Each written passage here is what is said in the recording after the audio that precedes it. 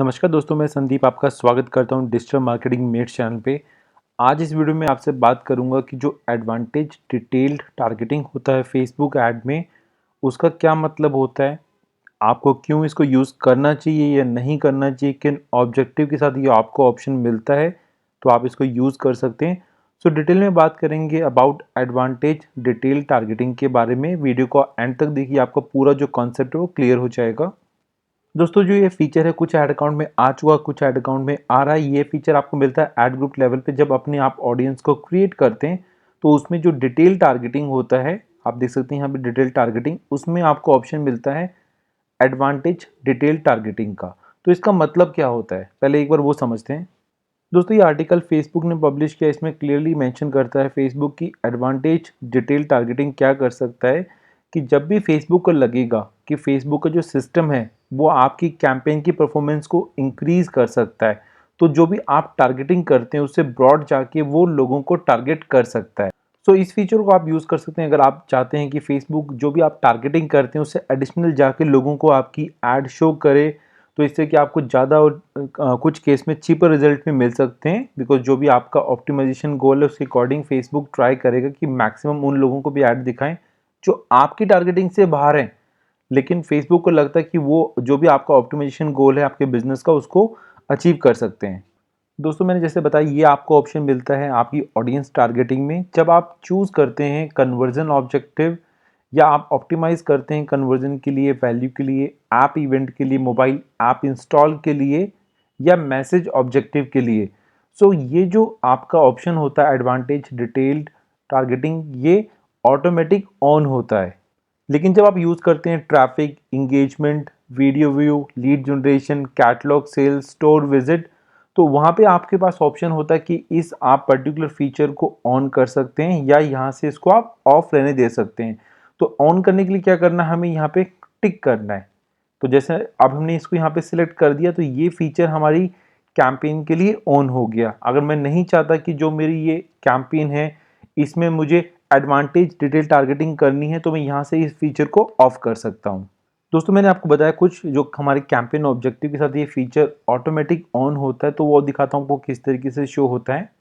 सो आप देख सकते हैं यहाँ पे कि हमारे पास अब यहाँ पे ऑप्शन नहीं है, डायरेक्टली आपके पास एक मैसेज है कि जिसमें फेसबुक में deliver ads beyond your audience. मतलब क्या कि फेसबुक आप जो भी यहाँ टारगेटिंग करेंगे उसके बियॉन्ड जाके और कुछ लोगों को टारगेट कर सकता है जिससे आपकी कैंपेन की जो परफॉर्मेंस है इंप्रूव होए। लेकिन आप यहाँ पे इस ऑप्शन को ऑन या ऑफ नहीं कर सकते, ये बाय डिफॉल्ट ऑन है और इसको आप चेंज नहीं कर सकते। लेकिन जब आप यूज़ करते हैं जो मैंने आपको बताया जैसे traffic, engagement, video view, lead generation, catalogue sales, store traffic, वहाँ पे आपके पास ये ऑप्शन होता है कि आप इस ऑप्शन को ऑफ कर सकते हैं। अगर ऑन करना चाहे तो उसको सिलेक्ट कर सकते हैं, अदरवाइज ऑफ कर सकते हैं। लेकिन जो पहले वाले ऑप्शन थे जहाँ पे आप कन्वर्जन पे फोकस करते हैं, ऐप इवेंट पे, मोबाइल ऐप इंस्टॉल पे, मैसेज पे करते हैं, वहाँ पे क्या ये मैंडेटरी है, इसको आप चेंज नहीं कर सकते, ये ऑन ही रहेगा, इसको आप ऑफ नहीं कर सकते हैं। दोस्तों, अभी जो एडवांटेज डिटेल टारगेटिंग है ये अवेलेबल नहीं है अगर आप चूज़ करते हैं ब्रांड अवेयरनेस या रीच कैंपेन ऑब्जेक्टिव को। तो अगर आपने ये चूज़ किया तो ये ऑप्शन आपको नहीं मिलेगा। दोस्तों, अगर आप स्पेशल ऐड कैटेगरी में जाके ऐड क्रिएट कर रहे हैं जैसे social issue, credit, housing, employment, election, politics, तब भी आपको ये ऑप्शन नहीं मिलेगा। और अगर आप एडिट करते हैं अपने एक एग्जिस्टिंग एड सेट को और इनेबल कर देते हैं आप वहाँ पे जाके एडवांटेज डिटेल टारगेटिंग को, तो होगा क्या, ऑटोमेटिक क्या होगा, आपका जो लर्निंग फेज है वो रीसेट हो जाएगा। मतलब है कि अगर आपने कैंपेन जो एड सेट क्रिएट किया उसमें जाके अब आपने क्या किया, इसको पहले आपने ऑफ रखा हुआ, बाद में इसको इनेबल कर दिया, तो इसके बाद क्या होगा, ये ऑटोमेटिक ये जो आपका लर्निंग फेज है उसको एक्टिवेट कर देगा, रीसेट कर देगा। अब बात कर लेते हैं क्या आपको इस फीचर को यूज़ करना चाहिए या नहीं करना चाहिए। सो मेरे एक्सपीरियंस के बेस पे मैं आपको बताता हूँ कुछ केस ऐसे और कुछ बिजनेस ऐसे होते हैं जब आप इसको यूज़ करना चाहते हैं बट कुछ केस में आप इसको यूज़ नहीं करेंगे। एग्जाम्पल के लिए अगर आप एक वेबिनार कर रहे हैं, आप एक कोर्स सेल कर रहे हैं, वहाँ पे आप क्या करते हैं, इस तरह की फीचर को यूज़ करना चाहेंगे जहाँ पे फेसबुक आपकी ऑडियंस से बाहर जाके ऐड शो कर रहा है और जो भी आपका वेबिनार है या आपका जो पेड कोर्स है वो सेल हो सकता है। तो वहाँ पे मैं आपको सजेस्ट करूँगा कि आप एडवांटेज डिटेल टारगेटिंग को यूज़ कर सकते हैं। लेकिन जब आप अगर रीटारगेटिंग कर रहे हैं या आप जो कार्ड अबेंडर्स होते हैं उनको टारगेट कर रहे हैं।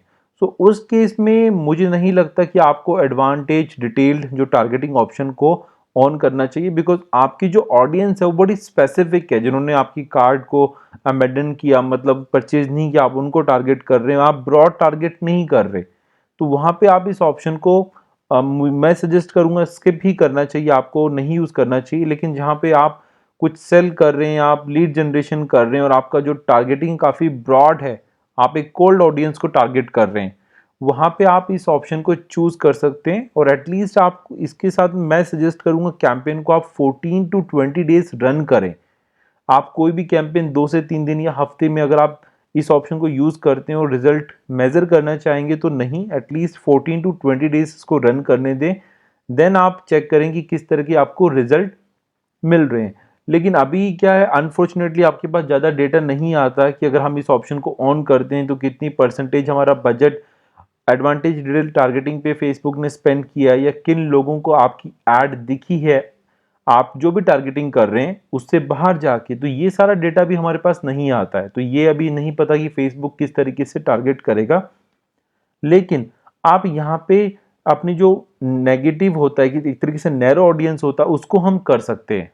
सो एक तरीके से हम कह सकते हैं हम एक्सक्लूड कर सकते हैं कुछ पर्टिकुलर डेमोग्राफिक को, ठीक है, ऑडियंसेस को। कैसे? तो उसके लिए क्या ऑप्शन होता है, जो हमारा डिटेल टारगेटिंग होता है, जो अभी आप देख सकते हैं यहाँ पे डिटेल टारगेटिंग, इसमें आपको जाके यहाँ पे नैरो ऑडियंस पे क्लिक करना है और फिर यहाँ से आप नैरो कर सकते हैं। तो इसमें आपके पास ऑप्शन होता है डेमोग्राफिक्स, इंटरेस्ट एंड बिहेवियर। इसके बेस पे आप क्या कर सकते हैं, आप एक नैरो कर सकते हैं और ऑडियंस सेलेक्ट कर सकते हैं। तो जो भी आप ऑडियंस यहाँ पे सिलेक्ट करते हैं, ठीक है, नैरो करने के लिए, उसको फेसबुक ऐड नहीं करता है एडवांटेज डिटेल टारगेटिंग की लिस्ट में। तो इस तरीके से आप एक सर्टेन ऑडियंस को यहाँ पे एक्सक्लूड भी कर सकते हैं जिसको नहीं चाहते कि आपकी ऐड शो हो। दोस्तों मैं उम्मीद करता हूँ आपको समझ में आएगा एडवांटेज डिटेल टारगेटिंग क्या होता है, किस तरीके से आप इसको यूज़ कर सकते हैं, किन कैंपेन ऑब्जेक्टिव के साथ ये वर्क करता है, जहाँ पे ये आप मैंडेटरी ही यूज़ करना, कहाँ पे आपके पास ऑप्शन होता है जिसका आप ऑन या ऑफ आप कर सकते हैं। तो आप उसके अकॉर्डिंग कॉल ले सकते हैं। आपका जो भी बिजनेस आप देखिए आपको ये बेनिफिट भी कर सकता है, ठीक है। अगर आप ब्रॉड करना चाहते हैं मैं सजेस्ट करूंगा आप इसको यूज़ करें, लेकिन अगर आप बहुत नैरो टारगेटिंग कर रहे हैं तो आप स्किप कर सकते हैं। जो आप टारगेटिंग करना चाहते हैं ऑडियंस की, उन्हीं को अपनी ऐड आप दिखा सकते हैं। दोस्तों अगर आपको कोई भी क्वेश्चन है एडवांटेज डिटेल टारगेटिंग के बारे में, अगर आपको कोई भी कंफ्यूजन है, आप कमेंट बॉक्स में पूछ सकते हैं, मैं उसका आंसर करूंगा। वीडियो को लाइक कर दीजिए, चैनल को सब्सक्राइब कर लीजिए। Thank you for watching.